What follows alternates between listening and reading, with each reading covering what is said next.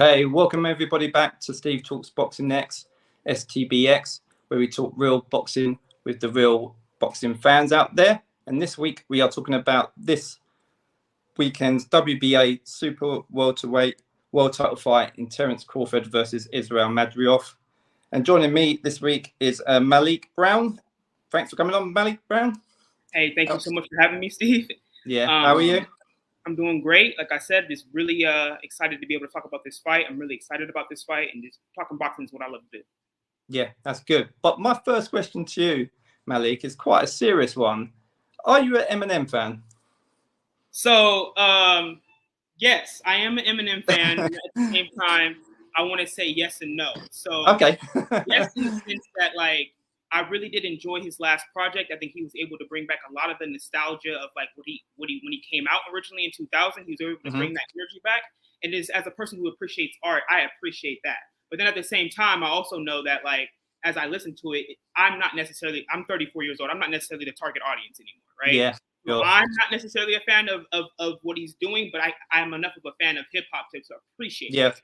What do you think of the idea of introducing, like, obviously Turkey Al Sheikh is bringing musicians onto these cards? What do you think of the idea? Do you think that's a good thing? That is 100% great idea. You know, I think it's a great idea. I think that Eminem, he's a huge artist, and so there will be people who will be able to, you know, just by knowing Eminem, kind of be able to tune in more. And I think that's kind of what they're trying to do. That's what they're trying to like cross over. Yeah, obviously, like you said, Eminem's got a massive fan base. Yeah. Right. Exactly. So he's the number one crossover like artist that we have as far as hip hop. And so that it makes, strategically speaking, it makes a lot of sense. Yeah. Okay. And hence why he's at this fight, I'm assuming. So people will not only tune in for the fight, but also obviously you get the Eminem fans also interested in seeing him perform, I'm guessing. So. Well, yeah. Then also because they're both from the Midwest in the United States. So it makes sense as far as they're close to each other. Sure. Going back to the boxing, pay-per-views, us in the UK, we moan a lot about pay-per-views in the UK, but in the US, this one's priced at, I think, $79.99. Is that the norm for American fight fans to pay this? So at this point, it is. You got Floyd, who brought us the $90 pay-per-view with Pacquiao and McGregor. And it's like you can't. This is part of the reason why he's so influential because of that. Because he was able to do that $90. Then you now have Tank coming in with $74, then coming in with $84 for Ryan, and then you have Canelo also setting that benchmark of $84. And you see fighters just aspiring to get back to the standards that kind of Floyd established. So at this point, it is very much being. I think it's precedent at this point. I think just a little bit more of it. I think it's emblematic of the idea that like. We're in an era now in boxing where boxers have way more autonomy over their careers, and so you see networks and promoters now taking that because they have more autonomy over their careers. We're not always getting all the fights that we want to see in like as soon as we want to see them, and so now they're taking a lot of that risk and they're just putting it over on the fans. Sure. Do you US fans moan about the pay-per-view as much as us UK fans? Would you say? No, you know, in the US, we're a little bit more like it. We're so I don't want to say materialistic, but like people complaining about prices, you know, then you might look like you're broke or you're not doing good, and so people might take it that way. Or we also see the point of view of like, hey, like for example, I remember there was a whole movement of people saying when Spence and Crawford came out and the prices came out, everybody was like, look, we need to support Crawford and Spence because we're getting the fight that we finally get to see. You know, I do think pay-per-view prices is something that's getting kind of out of hand, but it's not really one of those things where people are necessarily complaining about it because anybody who's complaining about it is just still in the fight and just watching it on the streaming. That's what I thought. A lot of UK fans are sort of turning away and obviously using streaming services. Yeah, and I think that's a huge difference and why like. You're getting ready, like we're going to talk about UK boxing, but I think that's a strong aspect of UK boxing culture is that you guys actually buy the fights. So US people were kind of flip-floppy on that. Yeah, sure. The fight itself is at the BMO Stadium in Los Angeles. I heard the ticket sales are a bit slow on this one. How much appeal has this got to the LA fight fans, do you think? You know, the LA market is a very competitive market. So you have a whole bunch of different sports fans. Mm-hmm. I mean, teams of differing sports. So in one sense, you have Bud, because in the U.S. we're very regional. Bud is Mm-hmm. from the Midwest. He's from Omaha, right? He is Yeah. not from the West Coast, so he's not going to be on people's radar for that reason. He is also not a bombastic, overly charismatic character, right? Mm-hmm. So he's not going to be necessarily interesting for that point of view. So while it does make sense to have it in LA because LA is a media mecca of the United States, the buzz, you know, with taking Virgil Ortiz off of that card, you know, I think that hurt a lot of what the appeal is going to be able to do. Okay. I think, because of where Bud is as far as like him, like being known outside of hardcore communities, I think Mm-hmm. that's how you're seeing, you know, because right now, and I check in with people that I got out there, and people are really buzzed for the Pitbull fight, Yeah. you know, because, you know, he's Mexican and people can kind of relate a little bit more. So I think that Bud, you know, he's not necessarily a pay-per-view star. And Mm-hmm. so I think that's why you're seeing the numbers kind of go a little bit slower. But also, it's a cultural thing for LA specifically, is that people like to buy the tickets last minute too. So you might, especially when the prices go down, we might see a lot more tickets. Okay, so you may see a bit of movement. Over in the UK, we tend to get ticket resellers snapping up all the good tickets, and then then obviously, like you said, maybe closer, putting them prices down a bit for the fans. So, but you expect that to fill up a bit, then come fight. Yeah, definitely. I do expect it eventually to fill up when it's like it's over. There's not that many other things going on at that this coming up weekend, so they should end up doing good. But you know, I don't expect it to necessarily sell out. Yeah. You know, I think that's just part of you know, Bud's image. You know, he doesn't go out there and act a complete fool. You know, he just lets his boxing do the work. Do the talking, yeah. And so, like, because it's very reminiscent of like a Marvin Hagler. You know what I mean? So because that's the case, you know, he some of those as he continues to put on more performances, though, as I expect him to do, I think his popularity will grow. You grow with that, yeah, sure. He's excellently Turkey Al-Sheikh assembled this fight card. Would you say Turkey's good for boxing? Would you? 100%. I think that you know, you can always critique people who are actually doing things, but I think you got to realize what is the state of boxing like that he's actually approaching, right? We have a situation where we have mass corruption, right? We don't know if we're going to be able to have the Olympics with boxing for the next one. I think that's going to be happening in LA, right? We have this, like I said, this movement away from like promoters and networks kind of dictating, and so a lot of fans are really dissatisfied with not getting the fights when we want to be able to see the fights, right? And so what is he doing? He's inserting himself, he's inserting some cash, and he's making sure that we get the fights that we want to be able to see in a timely fashion. And I think that the only thing that I criticize with Turkey Al-Sheikh, because I thank him for everything that he's doing for boxing, is that I think like I said, this location situation, right? Like the fight shouldn't have been in LA. It should have been in Omaha.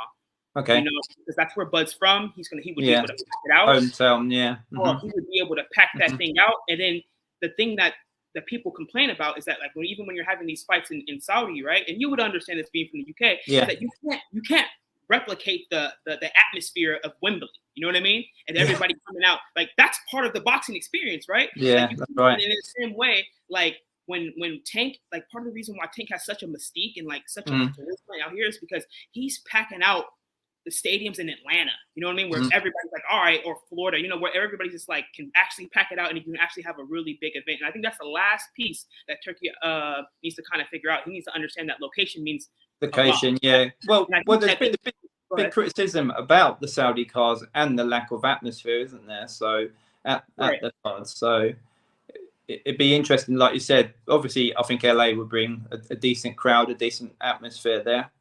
Yeah, no, for sure. I think it's going to be good, you know. But like I said, Omaha for Terence Crawford, the crowd he would have brought out, the energy, the culture that would have brought out, I think would have taken this ticket, because we wouldn't be talking about ticket sales and stuff like that, right?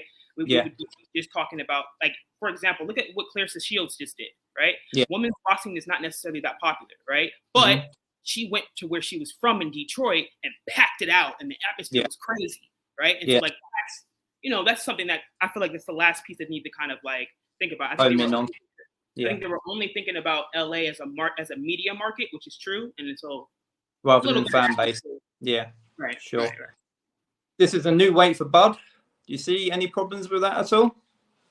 No, I don't. I think that in a era in which we have so many, especially on the American side, weight bullies, people draining themselves down weight to be able to have a size advantage, Bud has proven in the history of like his career that as he moves up, he's only getting stronger. Yeah. I think that it's a great example of like the adage that skills are paying the bills for Bud. I think that as he goes up in weight, I think because of his style of he doesn't just punch hard, he punches with precision. And I think and also I want to shout out Trench's Boxing, my boxing gym out here in Chicago. Shout out to Kendrick Watkins, who's a professional fighter out here in Chicago. And one thing that you learn when you're actually in the gym is that hard punches that you see coming, they're one thing. But when someone punches you right on the button, like right in the solar plexus, that precision makes so much of a difference on the impact. And I think that's what Bud has kind of been able to figure out. He's not just a counter puncher, he's very precise. And I think that as he goes up with weight, and as we've proven, right, he went from 135 to 140. He had issues with Gamboa, right? But then he goes and he's the first person ever to stop Sean Porter. Yeah. And there's reasons why. And I feel like with Bud, what we'll see is similar to the Bernard Hopkins, similar Andre Ward. We'll see that as he goes up, he's going to continue to bring the power because bring that up. Yeah, talking about massive though. In recent photos we've seen of Madrimov, he looks massive at the weight. Again, should Crawford be worried about the size of him?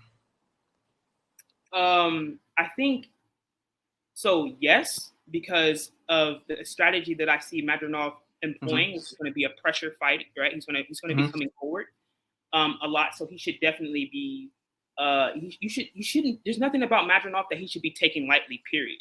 Yeah. But at the same time, if you're already, I wonder if you're already the naturally bigger man. And natural weight. Exactly. And you seem to be bulking up. I'm not sure if that's something that you want to do against a very athletic Terence Crawford. Right. Sure. I don't think that's something you want to be. I think that weight, and it's a 12-round fight, and so that weight can end up first and foremost not making you as fluid, and then also kind of taking away from your athleticism and your ability to be able to chase this man down and cut off the rings and do the things that you need to be able to do. So I don't know if that's necessarily the right strategy. We have to wait and see. I don't want to say that there. I definitely believe in his corner. I think his corner is incredible. But I don't know. I think that Bud should be worried about it, but I don't know if it's the right strategic play. Sure. And Madrimov, he's only had 10 pro fights, but his amateur career is impressive. Massive haul, loads of awards, loads of silverware. I think his amateur was 355 and 20. Obviously, that massive amateur career, will that help him? So yes, generally speaking, he's fresh, right? That makes a lot of sense. He's going to be really fresh. He just fought in March, right? So he's not going to have to worry about the ring rust. We're coming up on a year for Crawford as far as his inactivity is going right now. And so in that sense, I think that generally speaking, it helps him. There's some advantages. But again, I think that if we're talking about Terence Crawford, though, and so somebody who already has a lot more experience with fighting on this big stage. Yeah. And again, as a person who's had to actually perform sports events on a big stage, the bigger the stage, if you're not used to it, sometimes part of the fight it can get to you, can't it? The lights can be too big. You know what I mean? So in that sense, it counts against him. And Bud's going to be very comfortable. He just came from the biggest fight of his life. You know what I mean? So like when the lights are on and everything's going, he's going to be able to calm down and get into his game plan maybe a little bit quicker. He has the experience, but I do see another advantage in Madrimov, this being only his 11th fight, is that he could take this L and completely have an amazing career after. Yeah, and still carry on. Yeah, carry on.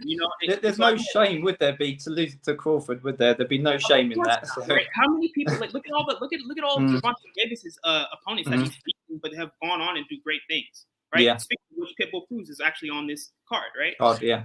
Yeah. So in that sense, like I do think that it makes sense because you saw the same thing with Lomachenko, right? He came in right out the gate. I also think that Andy Cruz is another one. If you're talented, you have the amateur background, go straight to it.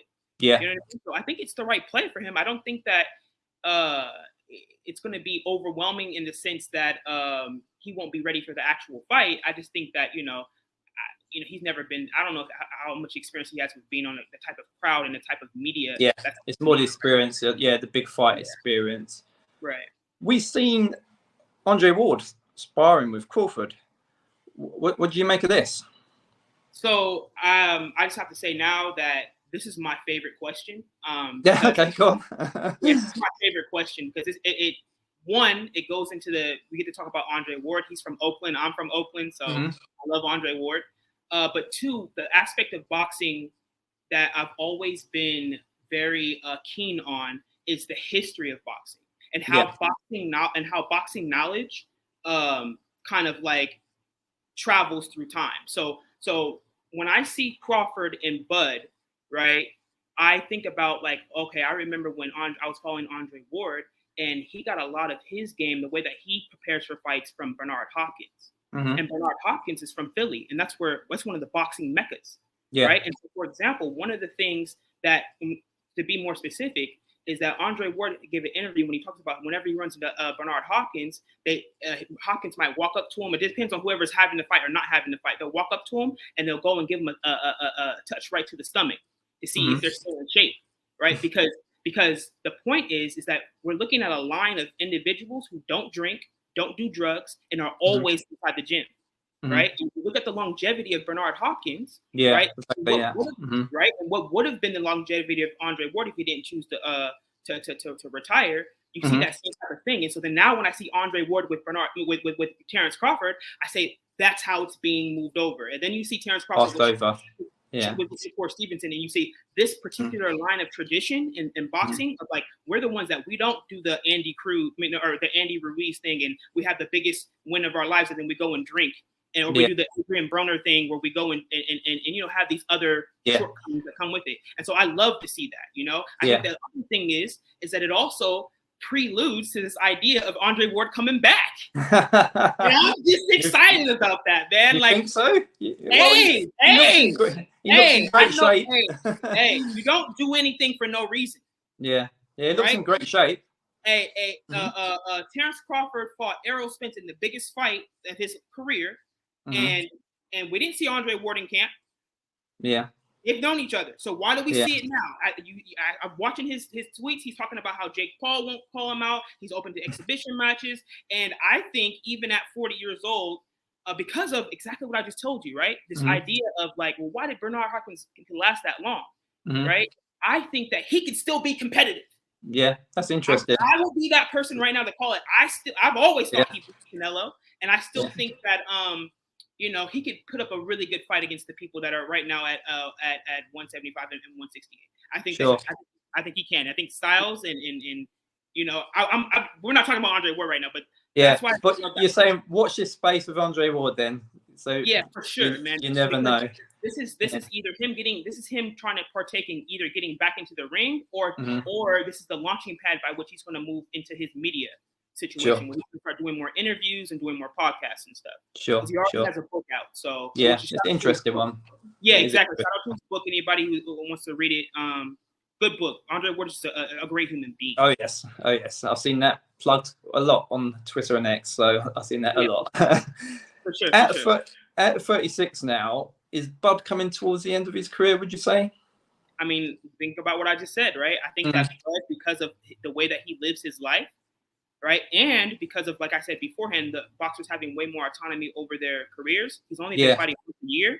I think that it's obviously towards the end, but he has Turkey behind him that's already guaranteed that, hey, I will make sure I make these fights for you, right? So I can see Bud, even though, yes, he is towards the end, I can see Bud fighting 3 or 4 more times. 3 or 4 times. I was going to move on to that. Whatever it takes for him to become undisputed at 154.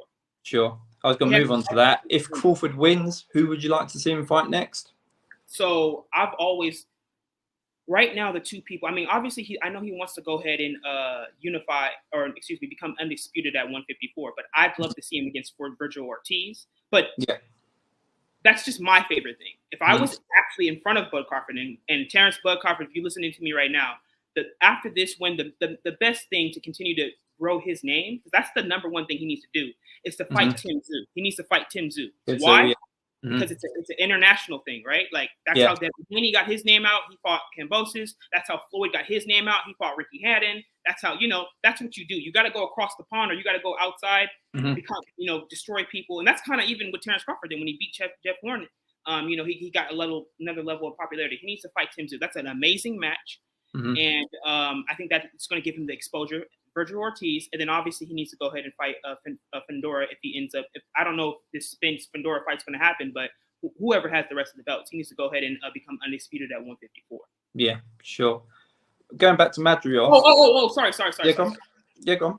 But obviously, and this is another one that the hill that I'm willing to die on, is that Terence Crawford beats Canelo.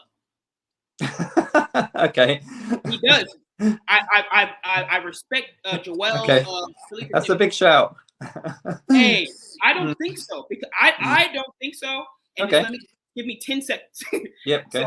So the main argument against it is that the weight, right? It's a 2 weight class jump, and Canelo is quote unquote too big. Terence Crawford is 5'8" with 174 reach. Canelo is 5'7.5" with a 6-inch with a 170 reach. Okay, they are the same size. The reason why Canelo has been able to do Canelo is similar to what Gervonta Davis is doing. He packs a lot of power, and he has a really, really strong skill set. They say a big good man beats a big little. Beats a good big man little man. You get what I'm trying to say? But the problem is that Canelo and Gervonta Davis and Terence Crawford, they're great. They're phenomenal little men, and that's why they're able to do the things they do. And I think that stylistically speaking, with Canelo always on his back foot and looking to counter, and the way that he sets up his punches, that he needs to be very set in his punches. That's why Bivol had an easier job with him, because he was fighting on a rhythm and resetting him. Terence Crawford could easily do that. And I think that Terence Crawford could easily box him to a decision the same way Floyd did. And so I definitely want to see the Canelo fight. And I hope that, and I'd also respect Canelo enough to say that at this point in his career, he doesn't have to take the fight, but I'd love to see it. Yeah, that'd be quite a big, obviously a mega fight, wouldn't it? So right, and that would be everything that Terence Crawford deserves. And I think that it would be it'd be a great way for Canelo to go out. Yeah, sure. Going back to Madrimov, we know he can punch. 7 knockouts in 10 fights. I don't want your prediction just yet, but does he have a puncher's chance, do you think? 100%. I'm excited about Canelo's fight, but I'm so excited about this fight because I've been watching Madrimov, and this guy is legit. I have Madrimov over Spence right now. I have Madrimov over Fundora right now. I think that if Bud allows this guy to get comfortable and start boxing in a rhythm, because Madrimov is very much a mix between a Triple G style of coming forward and applying pressure, but a Bivol style also. And like he can find a really good start punching in a rhythm and start setting things up. Right, that's one of the things that he does really well. He starts to get cerebral and starts to set things up. If Bud allows this guy to get comfortable, it could be a very long night for Bud. I'm not. I'm not looking past Madrimov at all. I think this is going to be the toughest fight that he's fought. Period. I think when the fight was first announced, a lot of fans were like, Madrimov, they weren't too clued on what he was about really, and sort of thought, it's an easy win for Crawford. What type of fight do you expect to see? So I had there's 3 different ways that let me make sure. So there's 3 different ways that, because I do have Bud winning, but there's 3 different ways. So we can either see something where we have like a Canelo Triple G 1, Mayweather Mandana 1, or a Andre Ward Carl Froch. Okay. Those are all the kind of examples, but if I'm being more like, what do I actually see happening? I think you're gonna look to see for Madrimov is going to try to establish. The first thing he's going to try to establish is that his changing level strategy, where he'll come out. If you watch his fights, he's come out, and that is something I can guarantee you right now. He's going to come out, and the first thing he's going to do is a stab jab to the body. Yeah. he's gonna come out and try to stab to the body. What, as the first shot? You can say that. Literally the first shot coming out. Sure. I can guarantee that's what Madrimov is going to do, because he has a strategy that he builds upon it. He starts conditioning his opponent to start expecting something low. Then he goes to mid range, and then he goes back low, and then he goes up high, and then that's when the mixing starts. He starts mixing it up as he's coming forward. So now, as a boxer, you're having to deal with this guy that's coming forward a lot, and then he's mixing you up, right? You see a similar strategy with Pitbull Cruz. Pitbull Cruz is a little bit more one-dimensional with it, but Madrimov, he can do that pretty well. So that's what I expect him to establish. I expect Bud to come out in the southpaw stance, which is going to be pivotal, right? He needs to make this an open stance, because one of the weaknesses that Madrimov has is he doesn't participate in the jabbing war. Right? He doesn't do a lot of trying to establish his jab. And I think that if Terence Crawford comes out in the southpaw position, makes this an open stance fight, he's going to be able to establish that jab and do what I feel like Madrimov's weakness is that he can go and default into a frozen high guard. And if he gets into that frozen, because he's such a going forward person, his weakness is that he doesn't know how to really fight off the back foot. So if you're not going to participate in a jab with Terence Crawford, that high guard, he's going to guard. I see that happening towards the middle of the rounds, where Terence is now being able to establish that jab, establish little small counters off the jab while Madrimov is coming forward. And it's going to be a battle of wills. And I have a keys to victory. I don't know if this is the time I should talk about my keys to victory. Well, I was about to say, next question, finally, the prediction then. Yeah, so I have keys to victory. So you want to look for Bud to he needs to be able to halt the momentum of Madrimov and with counter punches, right? I see him counter punching first to see if he'll counter punch and see if he can get away, see if he can actually escape. Because if you can do that, do that all day, right? You think Mayweather De La Hoya, right? If you can get away with or Mayweather, even Marquez. Remember when he caught him on the right hand, got up under it, and got up out of there, right? But that's going to then turn into him establishing jabs, establishing. He's gonna initiate the exchange, establish a counter. So what does that look like? If I don't know how much you box, but if me and you were boxing and I throw out a lazy jab, what are you most likely going to do right back? Counter. You're going to jab. Yeah. Okay. And so that's me initiating you having that jab and coming back and countering. Yeah. So I see Crawford doing that, throwing things out there to set him up, right? But as far as the key to victory, I have Bud needs to establish a jab and disrupt Madrimov's rhythm. I have Bud needs to make sure that he can do whatever it takes to push Madrimov back. You can't just have this guy coming forward the whole time. Sure. And your final prediction? My last key point with Bud, I also have Madrimov's keys to victory. My last key point with Bud is that he needs to turn Madrimov from a confident fighter to a stubborn fighter. Yeah. And what that looks like is making Madrimov stick to a game plan that's not working, and because you need to be able to try to make Madrimov have to make adjustments. Yeah. If Madrimov thinks that he could just stick to his game plan and it's working, then he's going to build confidence. But if he has to stick to his game plan and it's not working, he's just a stubborn fighter. Yeah. And so now for Madrimov, he needs to be able to close the distance off and cut off the ring with bad intention. Think Triple G.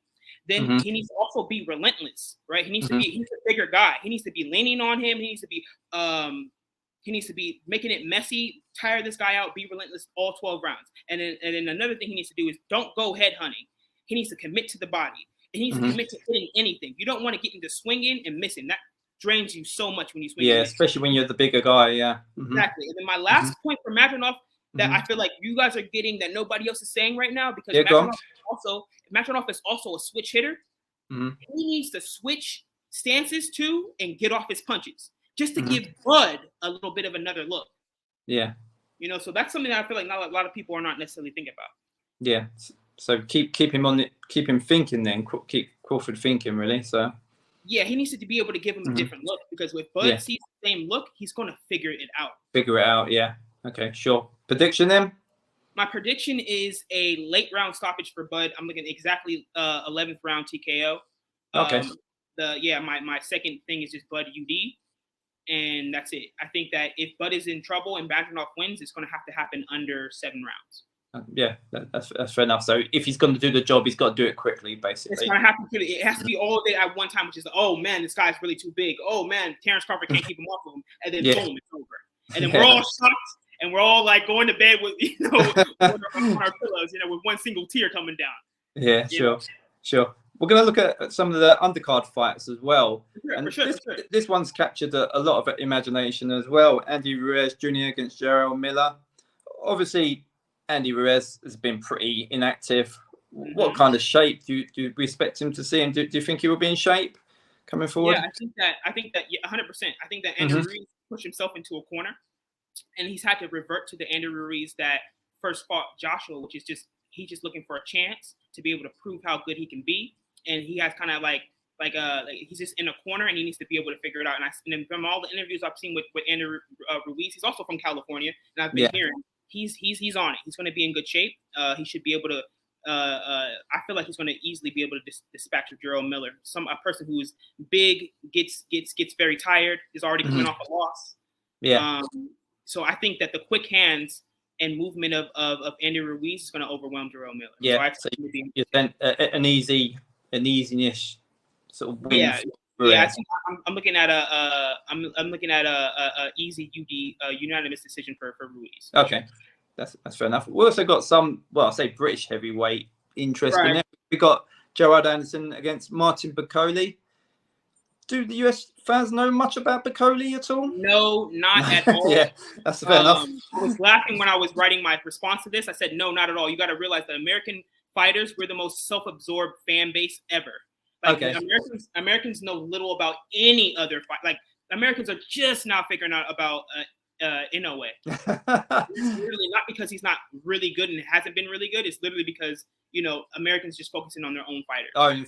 Yeah, I was gonna say anything you got to go searching for. Yeah, exactly. We don't know nothing about Bakole at all. None of my friends are talking about him or have never mentioned him at all. Whereas Jared Anderson, he's and that's why I'm interested in this fight, is because there's a little bit of a storyline, because Jared Anderson's considered to be the last great hope for American heavyweights right now. So people. But I'll tell you what, Americans, we're not in love with him because he's had a couple interviews showing that he doesn't love the sport as much, right? He's chasing the money. Right. He's very clear that he's just for the money. I respect it, but I'm just saying that's part of the reason maybe why he hasn't gotten all of the fanfare that, if he was the second coming of Evander Holyfield, he would get. On the Bakole side, though, I think the storyline is, from what I'm hearing, he's very much the sparring heavyweight champion of the world, right? I was about to say that. If you get to the UK, but legendary of beating everyone in sparring. Right, yeah. So, he's sparring everybody. And the last thing I heard, and not only did I hear, but I didn't hear from the Dubois camp, is that when Bakole talked about how he stopped Dubois camp hasn't said anything. So I guess, he's too, right? And so you look at the fact that Dubois is coming off that win with Miller. So if Bakole can get this win, then hey, he deserves a nice little paycheck against Dubois, win or lose. You know what I mean? Yeah. So you have that storyline of them being able to. Because we're looking at the rankings, like the 8 versus number 10 right now, and so I feel like whoever wins has a really good chance at going towards the upper echelon within the heavyweight division. Yeah. How do you see the fight going? So I think that this will be the biggest test for Jared Anderson. And I want to say that now, honestly, I'm just using my American bias. I'm going to go with Jared Anderson. Yeah. Being able to sustain the heavy blows that Bakole has. He has very heavy blows, but he has no defense. And so Jared Anderson is kind of skilled. So I see him picking off those heavy blows and landing his shots and getting to a UD win that way. I don't see him stopping Bakole because Bakole's strength is just overwhelming. I think he just punches really hard. He's one of those guys that just really hard hooks. Okay. And so I see Jared Anderson being wary of that and figuring out a nice little points win. But the possibility of Bakole overwhelming him with his power is there. Well, I'm going to go against your prediction. I'm going to say our man, the sparring champion of the UK, is going to be Anderson. Hey. There you go. I'll stick my neck on the line. Hey, that's fine. That's fine. And like I said, I'm definitely with Anderson. Sure. Moving on to the next one. Andy Cruz versus Antonio Moran, also on the card. Who wins that one? I mean, obviously Andy Cruz. I feel like Andy Cruz needs to and DAZN and Eddie Hearn, they need to do a better job of promoting this kid. I think he's the exact same situation with Loma and Madrimov. He's so talented. Put him in with the best people at lightweight now. Why? Andy Cruz needs to be fighting. Andy Cruz needs to beat this guy because this guy's already lost to Devin Haney. He's already lost to everybody, basically. He's just basically a journeyman at this point. But he needs to go ahead and beat them, and he needs to go ahead and get on that. He needs to get on that microphone and call out Keyshawn Davis. Yeah, that's big name. Big name. In the same saw in the UFC where I call Israil. What's the style? I keep calling him the style bender, but I can't even remember the name, so I'm gonna get away from that. But the whole point of the matter is that he needs to go ahead and call out all the hottest names because he's hot and I think he's ready right now. He has that Cuban background. He's very, very good. He needs to take notes from Lomachenko and go straight into the deep end. Sure. Next one, Isaac Pitbull Cruz against Valenzuela. How do you see that one go? So Pitbull versus Rayo. I see that as being honestly the fight that might steal the night. Honestly, I think you have two fight of the night. You predict that? For sure. I'm saying fight of the night is right here. This is, like I said, the crowd in LA is coming to see this fight. There's going to be a lot of people that come to see this fight. Pitbull, Cruz, and Rayo, they bring out a crowd. And I think that this was going to be an electric fight for as long as it lasts. I think that somebody's going to get knocked out in a spectacular fashion. And right now, I'm leaning towards Pitbull because he's already established that his power is at 140, and Rayo he's coming up from 135. Yeah, sure. So I'm going to go Pitbull Cruz. Pitbull knockout. Okay, last one. Got Morale against, hope I pronounce this right, Kylilich. Who wins that one? How are you pronouncing that name, man? Yeah. So David Morrell, I'm going to say this right now too. David Morrell beats David Benavidez and he beats Canelo. David Morrell is the best big man that the world is seeing right now. And that's why he's avoided, because he actually has the skills. He's going to go up to 175 and cause absolute havoc. He's the exact same situation I'm saying with Andy Cruz. He's the exact same situation we saw with like how Lomachenko just blew through everybody at 126 to 130. David Morrell is the exact same thing. He this guy is legit. Yeah. That's what it is with David Morrell. He's gonna knock this guy out and continue to not be talked about. But eventually he's going to be able to fight David Benavidez or somebody like that, and we're gonna be able to see that this guy's legit. Legit, yeah, that's interesting, and it's got a good platform to do it on as well, isn't it? Obviously, a big card to do it. Yeah, no, for sure. Yeah, so hopefully his name gets more out there. But some guys are just too good for their own, because he's just so good that nobody's gonna want to fight him. It's just far too much risky considering his name he doesn't have that much name recognition. Yeah, sure. Before you go, Malik, I've got always do with my guests, some short ending questions for you. Obviously, you being from Chicago, US fight fan, what do you think of UK boxing and the UK boxing scene? So I'm gonna say this, and I hope you don't take any offense to this. No, go on. I just gotta say what I feel. So for the UK boxing, as a US fan, I've always thought of UK boxing like this. You guys have second and third rate fighters with a first rate fan base and economy. Right? The UK has always been a trampoline for American fighters to be able to get their name out there, take the least amount of risk, because you guys, whenever your guys' champions or like your guys' prospects get good and win over there, you guys automatically assume that they can do it across everywhere. Yeah. And what I've seen, I mean, Ricky Hatton, right? Like I just feel like he gets that really good win, and then you think now he can fight Pacquiao and Mayweather, and it's like, no. Yeah. And so that's basically that's the negative. But in the positive sense, I admire the UK boxing scene. I love the way you guys have your own UK boxing scene, that you guys as fans show up and support the way that you guys support you.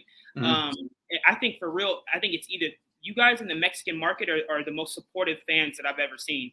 And I love talking, like I find myself love to talk boxing with UK people way more than Americans or anybody else, because you guys are so into boxing that you guys are willing to be more objective than Americans. Americans just by whatever an American does, you know what I mean? And like, for example, the way that you guys treated that Conor Benn situation versus how Americans are treating Ryan Garcia right now. Yeah. It's like, man, you guys just have so much more integrity in your guys' boxing prowess. And so I love UK fans. So it was both of those things, man. Sure. Do you have a favorite British fighter to watch? Of course. I'm going with Joe Calzaghe. I mean, yeah. What about current? What about current boxer? Yeah, for sure. I love the whole character arc of Anthony Joshua. I think that for him to start off as well as he did with that Klitschko win, and then for him to go down the way he was, like, looked like he was going down, and for him to resurrect his career, and not just his career and his image, but the boxing. He looks like a far better boxer than even when he started to me right now. And I love that. He's completely electric. And I see him, and I know we're not talking about that, but I see him stopping Dubois. Yeah. Okay, that's fair enough. That's coming up in September anyway. So yeah, I see him stopping Dubois. He's electric. I think that I'd love to see him against Usyk. I obviously want to see him against Tyson Fury, but he's electric right now, and I love watching him. Yeah, sure. So even Anthony Joshua gets recognition in the US fight fans that we're seeing. Oh, for sure. We all know. I think in the US we're jealous. That's what we wish he was from the States. We had that. We wish Jared Anderson was Anthony Joshua. That's just what it is. He's like I said, for the boxing man, he has a complete package, man. Yeah, and I'm just so happy that he's able to. It's so easy for boxers to get caught in a rut and then like go downwards. Because they already got their money. And as Marvin Hagler talks about, it's hard to get out of the bed when there's silk sheets. You know? And I think that Anthony Joshua looks like a very much improved fighter, and I love that.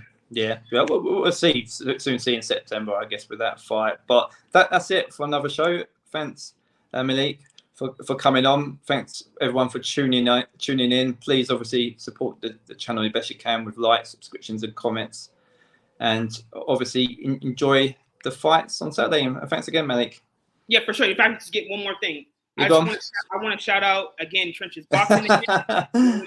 And I also want to shout out Clarissa Shields for holding down women's boxing. That was an amazing performance. And that was it. I just want to make sure I get those in. Brilliant. No problems at all. Brilliant speaking to you. All right. Have a good one, man. Thanks for having me. Thank